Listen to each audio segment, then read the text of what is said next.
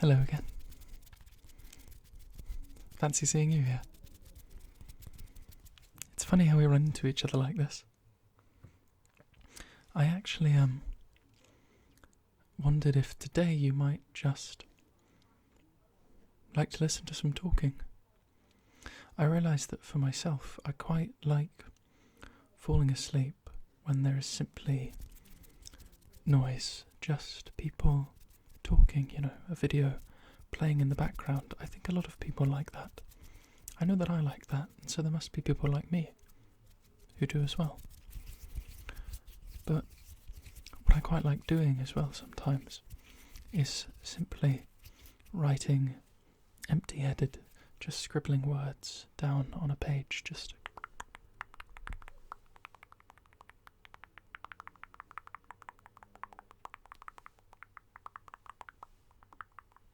words down on a page, words down a page, words down a page, words down a page, words down a page, words down a page. And so I thought that I might just read all the ramblings, some of the ramblings, of some of the things that I've written, which the point of which is not that it's good or bad or anything in between. There's simply words. And anything you want to make of it is up to you. But if you want to tune out and just fall asleep, fall asleep, fall asleep, fall asleep, fall asleep, fall asleep, fall asleep, fall asleep, fall asleep, fall asleep, fall asleep, fall asleep to the words, just fall asleep to the words, fall asleep to the words, fall asleep to the words, fall asleep to the words, fall asleep to the words, then I would be delighted. And I just quite enjoy. For me, it's cathartic just to talk. For some reason, putting it somewhere as well. I think there's something oddly real about committing it to somewhere, even if one person sees it, even if I'm that one person. And I'm sure it'll be like that for a while, but it's quite an oddly fun way to relax. So maybe it's fun for you to listen. But turn your brightness down. Make sure your night light's on. You can watch me if you want, but I won't always be able to look towards you. So hopefully you can sleep. And I'll begin. To write the first thing you think of as you go. And we're off. Going now. Going. We've started. How exciting. It's exciting to start something new, isn't it? To begin, discover, explore. See what comes next. What does come next? I wonder. To climb within the walls, scratch off thin plaster, powdered hands caked in dust, worming through the woodwork. What's that? In the attic. Shared footsteps, shaking the floor. Too cheap for floorboards. Handful of peanuts. Thankful I'm not allergic to peanuts. Still confused by the things I am allergic to. Maisie. What Maisie knew. I hit Maisie with a space hopper when we were children, and it made her cry. I think I made her cry. I'm not sure if we were still friends afterwards. Or perhaps her family moved. Maybe our parents weren't friends. I don't imagine it was that complicated. Nerve damage. How good it feels to touch these keys again. To really be typing away like I've something to say. Not that I don't. For a long time, I've restrained myself, held myself back, kept myself. I just don't allow myself to do what I want to do. I don't allow myself to think. That's it, more than anything. I don't allow myself to think, explore, discover, learn. Yearning for the womb. I'm absurd and irrational, is what I am. Clara woke up in steam clouds, an enveloping mist pressing her forwards out of total darkness into more darkness. In such a state, Clara couldn't tell where she was at all. Cavern or container ship, freight train or gripped in the hold of an aeroplane. So how could she see such a mist? Well, she couldn't, but she could feel it, gently wrapping around her skin, damply pressing her forwards. Toward what, she did not know. With eyes closed, no need for them here, she treads lightly as her guiding force. This is funny, but we aren't getting very far because fat. We're getting fat in a paranoid way, which is to say fat with overthoughts, stressing people's opinions that don't really matter and may not even really be there. You can't know because that's how it works. It's simply a choice to be so overtly bothered by it, because you didn't realise that you could channel it into something else. That maybe this is what channeling is. It's accepting and moving on from repressed emotion by translating it into another form. As in, it's actually doing that with the feeling, like squeezing a syringe into a vein.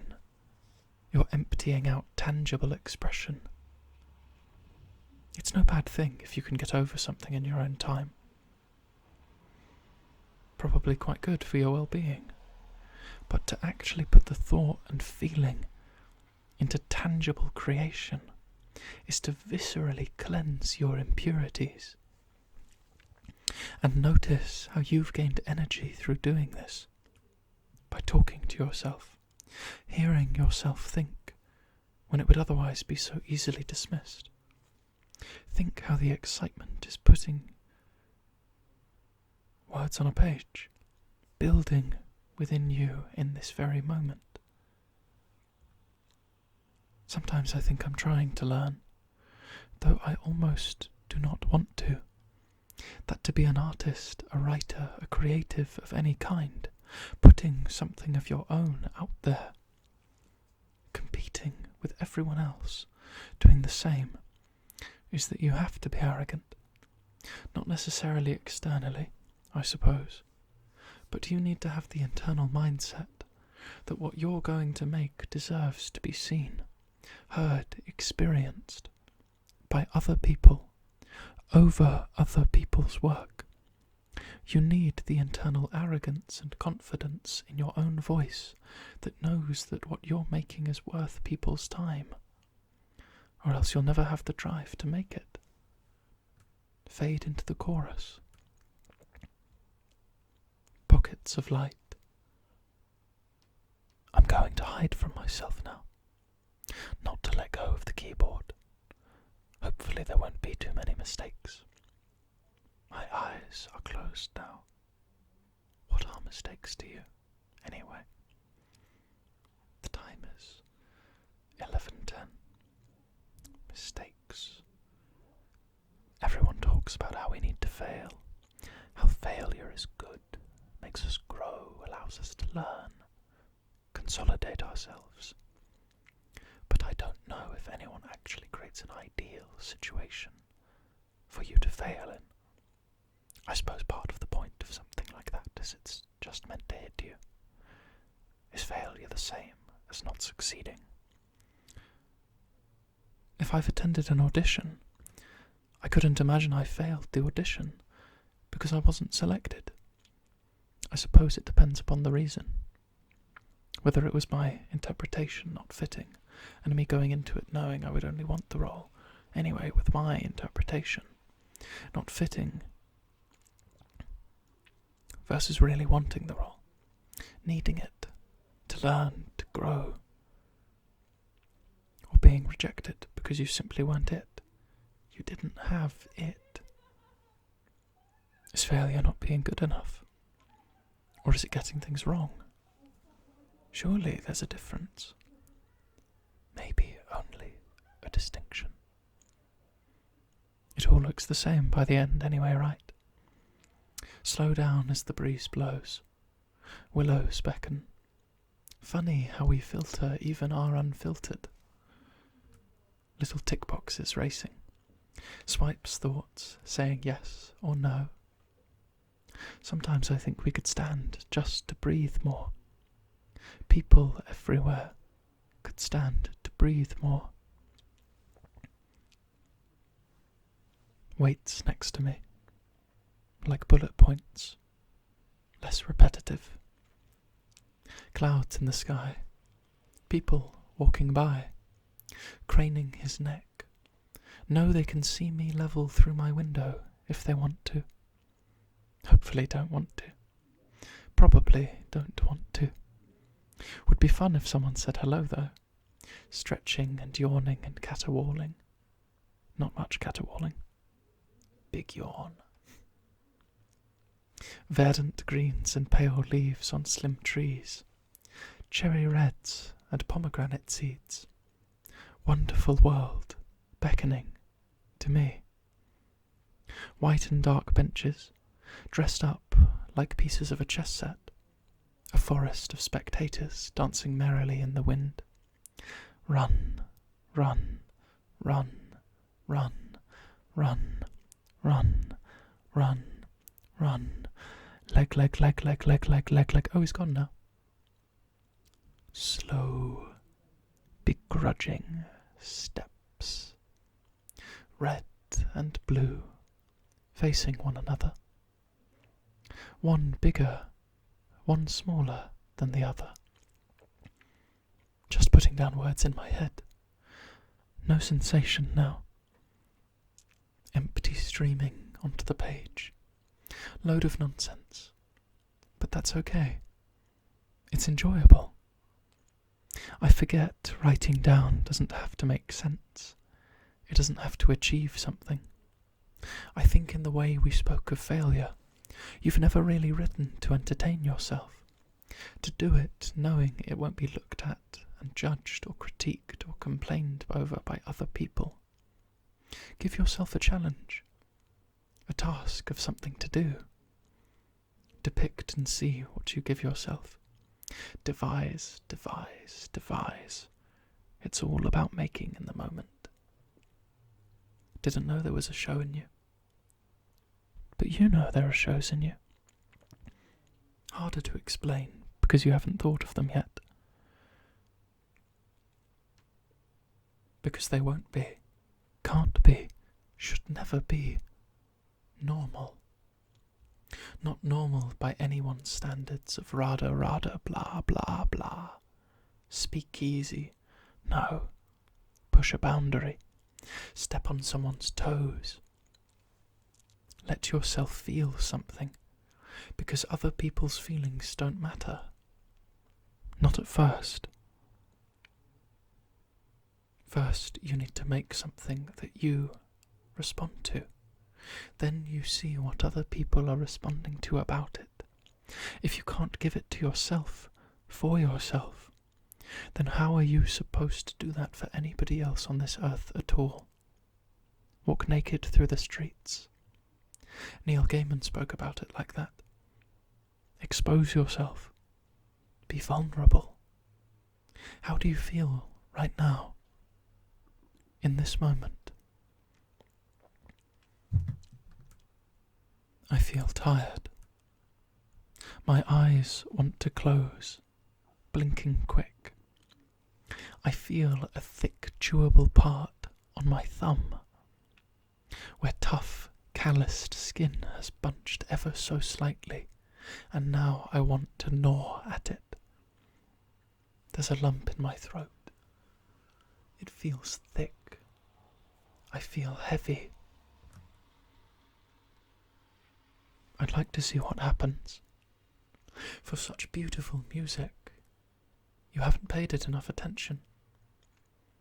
And now the piece ends, as all do. Who or what do you see? What is this evoking in you? Wavelength. Hospital bed.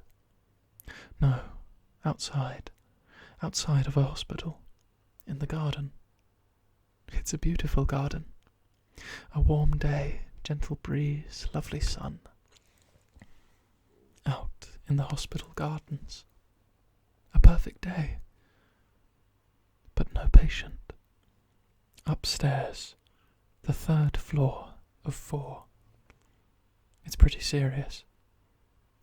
He's still sleeping now.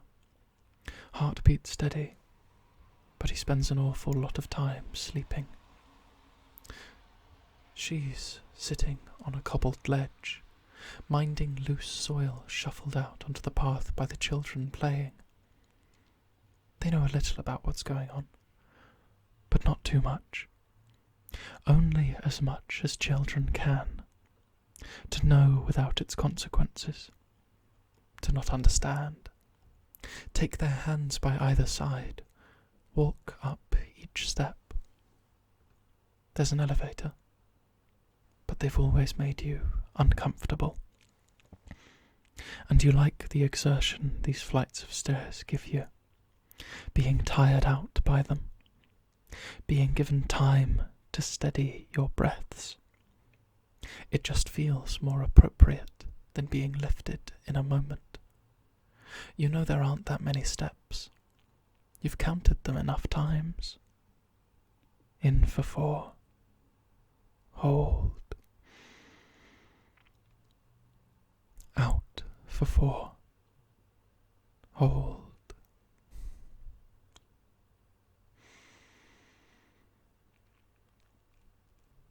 It's not always possible to hold for 4. Not going upstairs once you've relinquished your breath. You stop for a moment on each little landing. Gaze out the window at the sun, the leaves, observing the wind in motion until it pushes you forwards again. Down corridors you watch 2 nurses walk a narrow line in silence. Gently echoing steps are the pulse. It isn't busy.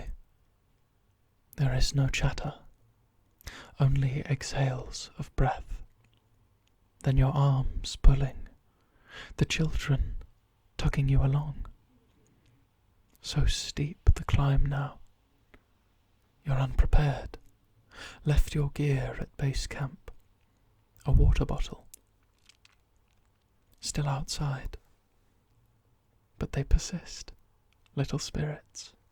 Until the door stands before you, a small gridded window pane of glass, with enough light to see him upright, half a father, gazing out the window, back against the headstand of the bed. Muffled outside the window, but he is outside, atop a hill that becomes a mountain, perilous. In the gulf of a storm, heavy rains drown him, soaking through his clothes. Buffeting winds carry his body through earth and howl into his ears. He is thrown and carried and wildly flies, whirling through all elements, and he makes no sound. Cry out, cry out. She pleads under her breath, watching by the windowsill. She extinguishes her candle, though it will not light again, to better watch wrath of nature torment his soul. And he makes no sound. Hurled into the earth, mounds of soft dirt are driven back, ploughed by the force of his body until he is caked in hot tar. Thickly wrapped, his body begins to be dragged down. Violent winds transfuse themselves into one spiral of downward force. Knife rains crystallize to hail, and together enter the vortex. Great swirling spear, thrust down toward his heart. By earthen chains he is bound. Still, he makes no sound. She cries from the window. What struck his eye, the tears fall from hers. She knows she cannot go out.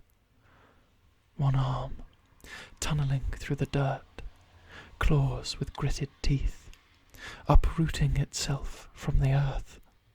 With great strength, shunting back the weather's force, he rises from an unmarked grave, and as clouds clear to the cabin, he walks back.